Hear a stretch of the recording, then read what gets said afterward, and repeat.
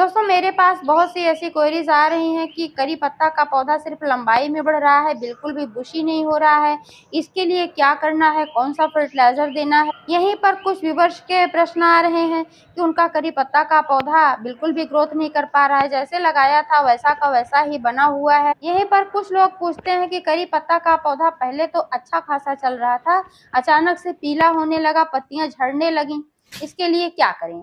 तो दोस्तों अगर आपके पौधे में भी इस प्रकार की कुछ समस्याएं आ रही हैं तो आज के इस वीडियो में मैं कुछ ऐसे केयर टिप्स बताने वाली हूं और एक ऐसा फर्टिलाइजर शेयर करने वाली हूं कि जिसके इस्तेमाल से करी पत्ता का पौधा तेजी से ग्रोथ करेगा और हरा भरा और घना हो जाएगा। नमस्कार दोस्तों, स्वागत है मेरे YouTube channel love with nature में।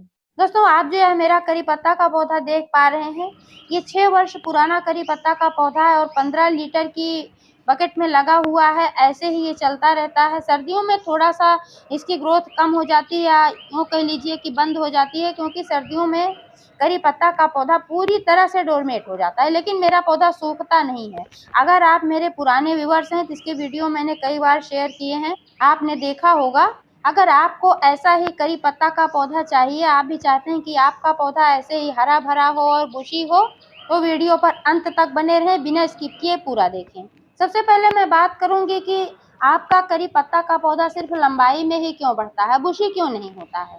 तो दोस्तों जब आप करी पत्ता का पौधा शुरू में लगाते हैं तभी से आपको इस पर काम करना पड़ता है पौधे को बुशी बनाने के लिए। जब आपका पौधा 6 इंच का होता है तभी से आपको पिंचिंग करने की जरूरत होती है, यानी कि जो पौधे का ऊपरी भाग होता है, जो मुलायम पत्तियां होती हैं, तो वहाँ 1 इंच पिंच करके हटा देना चाहिए, यानी कि चुटकी से तोड़ करके हटा देना चाहिए। इससे क्या फायदा होगा कि एक की जगह से 3-4 साइड ब्रांचेज आएंगी और वहीं से आपके पौधे के घने होने की शुरुआत हो जाएगी। जब 3-4 ब्रांचेज आएंगी तो फिर वो भी जब ब्रांचेज थोड़ी सी बड़े होंगे तो उनको भी पिंच कर देना। ऐसे ऐसे जब आपका पौधा थोड़ा बड़ा हो जाएगा तब आपको लाइट प्रूनिंग करने की आवश्यकता होती है। लाइट प्रूनिंग में 4-5 इंच ऊपर का भाग आपको कट करके हटाना होता है। तो एक ब्रांच जब वहां से आप कट करेंगे तो वहां से 3-4 नई शाखाएं आएंगी। ऐसे धीरे धीरे आपका पौधा बुशी होगा। जब आपका पौधा पूर्ण परिपक्व हो जाता है तब आपको हार्ड प्रूनिंग की आवश्यकता होती है। वर्ष में एक बार पौधे की हार्ड प्रूनिंग अवश्य करना चाहिए। मैंने अभी फरवरी में हार्ड प्रूनिंग किया था, लेकिन अभी आप देख पा रहे हैं कि इसकी शाखाएं बहुत ज्यादा लंबी हो गई हैं, मेरा पौधा काफी बड़ा हो गया है। तो आज मैं इसकी फिर से कटाई छटाई करने वाली हूँ, थोड़ी गहराई से मैं इसकी छटाई करूंगी। आज मैं लाइट प्रूनिंग इसकी नहीं करूंगी, क्योंकि दोस्तों क्या होता है कि जब पौधा इस तरह से काफी बड़ा हो जाता है तो फिर यही ब्रांचेस लंबी होती जाती हैं और इसमें नई शाखाएं नहीं आती हैं। दूसरी बात, जो पोषक तत्व होते हैं इनके शीर्ष भाग तक बहुत आसानी से नहीं पहुंच पाते। ऐसे में आपका पौधा पीला होने लगता है और फिर धीरे धीरे खराब हो जाता है। वैसे तो दोस्तों हार्ड प्रूनिंग का सही समय या तो आप फरवरी में करें या फिर बरसात के सीजन में करें। अभी तो बरसात स्टार्ट नहीं हुई है, गर्मी बहुत तेज है, लेकिन मेरे पौधे की शाखाएं काफी लंबी हो गई हैं और इसको प्रून करना बहुत ही आवश्यक है। आप देख पा रहे हैं कि मेरे पौधे में कई जगह पर बीज भी बन गए हैं, और जब पौधे में बीज बन जाते हैं और बीज इसी में पड़े रहते हैं तो भी पौधे की ग्रोथ रुकती है, क्योंकि जो पौधे की एनर्जी होती है इन बीजों को परिपक्व करने में भी लगी रहती है। तो दोस्तों अगर आपको इन बीजों से नया पौधा ग्रो करना है तब तो आप इन बीजों को इसी में पड़े रहने दें, क्योंकि जब ये बीज पककर ब्लैक हो जाते हैं तो इन बीजों से बहुत ही आसानी से पौधे ग्रो किए जा सकते हैं। लेकिन अगर आपको पौधे नहीं ग्रो करने हैं तो जब इसमें फूल आते हैं तभी इन फूलों को रिमूव कर देना चाहिए, क्योंकि इसमें जब फूल होते हैं फिर फूल से बीज बनते हैं तो पौधे की ग्रोथ में बाधा उत्पन्न होती है। तो आज कटाई छटाई के साथ इन बीजों को भी मैं निकाल दूंगी। इसलिए दोस्तों आज मैं इसकी छटाई करने वाली हूँ। लेकिन दोस्तों सिर्फ छटाई से ही काम नहीं चलता है, इससे ही पौधा घना नहीं होता है।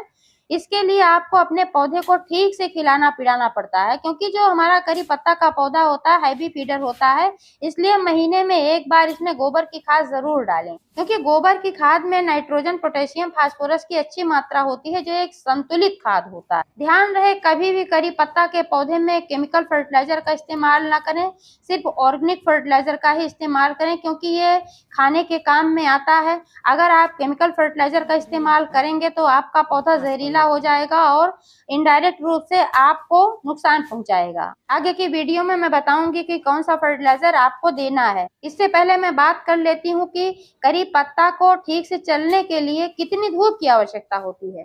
वैसे तो दोस्तों करी पत्ता जब नॉर्मल समय में होता है, ऐसे समय में 5-6 घंटे की धूप की आवश्यकता होती है, लेकिन अभी धूप बहुत तेज हो रही है, तो ऐसे में आपको दोपहर की धूप से करी पत्ता को बचाना चाहिए। सुबह-सुबह की अगर आपको 2-3 घंटे की आपके पौधे को मिल जाती है, तो भी आपका पौधा ठीक तरीके से चलेगा। जब आपका पौधा दोपहर की धूप में पड़ा रहता है, क्योंकि बहुत तेज धूप है, बहुत ज़्यादा गर्मी है, ऐसे में पौधा स्ट्रेस में चला जाता है और यही कारण होता है कि आपका पौधा अच्छा खासा चल रहा था, अचानक से पीला पड़ने लगा।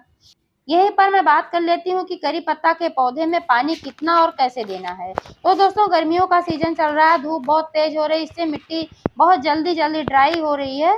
तो इस समय में आपको रेगुलर पानी देने की ज़रूरत है। मिट्टी में नमी बना कर रखें। अगर आपके पौधे की मिट्टी में नमी नहीं होगी तो आपका पौधा मुरझाने लगता है। लेकिन इसका मतलब ये बिल्कुल नहीं है कि आप अपने पौधे में हमेशा लबालब पानी भर करके रखें। ऐसे में क्या होगा कि आपके पौधे की जड़ें सड़ने लगती हैं। गमले में जल भराव ना करें, सिर्फ मिट्टी में नमी बना करके रखें। 10 से 15 दिनों में मिट्टी की गुड़ाई ज़रूर करते रहें। इससे मिट्टी भुरभुरी रहती है और जड़ों तक ऑक्सीजन वगैरह पहुंच पाता है। अभी आप देख पा रहे हैं कि मेरे पौधे की जो ये मिट्टी है थोड़ा हार्ड हो गई है, क्योंकि काफ़ी दिनों से मैंने इसकी गुड़ाई नहीं किया और इसमें जड़ें भी बहुत ज़्यादा हो गई हैं।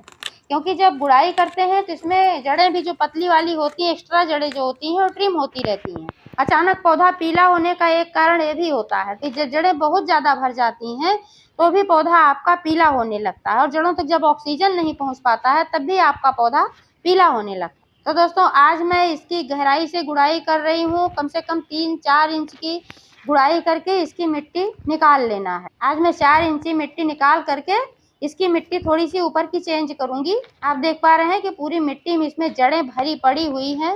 सबसे पहले दोस्तों इसमें मैं कंपोस्ट खाद देने वाली हूँ, जो कि मैंने सब्जियों के छिलकों वगैरह से बनाया हुआ है। ये बहुत ही पावरफुल होता है, बहुत ही अच्छा होता है किसी भी पौधे के विकास के लिए।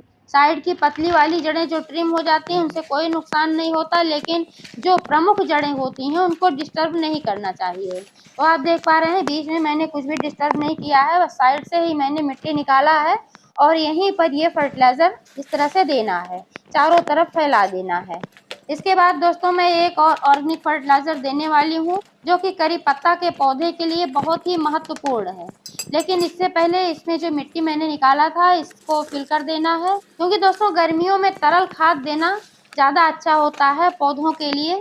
तो आज मैं एक तरल खाद का इस्तेमाल करने वाली हूँ। आप देख पा रहे हैं कि ये है सरसों की खली से बना हुआ फर्टिलाइज़र। सरसों की खली में nitrogen, potassium, magnesium, sulphur, zinc बहुत सारे पोषक तत्व पाए जाते हैं, जो कि करी पत्ता के पौधे की ग्रोथ के लिए बहुत ही अच्छे होते हैं। क्योंकि पत्तियों का विकास और ब्रांचेज का विकास जब नाइट्रोजन, मैग्नीशियम की अच्छी मात्रा होती है तभी होता है। इसके इस्तेमाल से पत्तियां चमकदार होती हैं, लंबी होती हैं। यहीं पर मैं क्वांटिटी की बात कर लेती हूँ दोस्तों, तो ये मेरा बड़ा पौधा है और ये जो लगा हुआ है जिस बकेट में भी 15 लीटर की है, तो इसके लिए कम से कम 100 ग्राम सरसों की खली का इस्तेमाल करना है। मैंने एक ही साथ यहाँ पर बहुत सारा भिगो करके रखा हुआ, क्योंकि मुझे बहुत सारे पौधों में इसको देना है। तो आप देख पा रहे हैं, तो इसी में से मैंने यहाँ पर थोड़ा सा निकाल लिया है और इसको डाइल्यूट करके रखा हुआ है। सरसों की खली को ज़्यादा पावरफुल बनाने के लिए, इसका फर्टिलाइज़र अच्छा बनाने के लिए कम से कम 2 दिन अगर आप भिगो कर रखते हैं तो बहुत ही बढ़िया फर्टिलाइज़र बनकर रेडी होता है। और आप देख पा रहे हैं 2 दिन पहले मैंने इसको भिगो कर रखा था और ये बहुत बढ़िया बनकर रेडी हुआ है। और इस तरह से इसको डाइल्यूट करने के बाद ही इस्तेमाल करना है, क्योंकि मात्रा अगर आप ज़्यादा इस्तेमाल कर लेते हैं तो भी आपका पौधा खराब हो सकता है। जब भी आप लिक्विड फर्टिलाइज़र का इस्तेमाल करें तो निश्चित रूप से आपको पौधे की मिट्टी जो है ड्राई करके रखना है, पहले से ही गुड़ाई करके छोड़ देना है। तो दोस्तों इस तरह से आप अपने पौधे की देखभाल करेंगे तो आपका भी पौधा इसी तरह से अच्छा खासा लंबा घना बना रहेगा।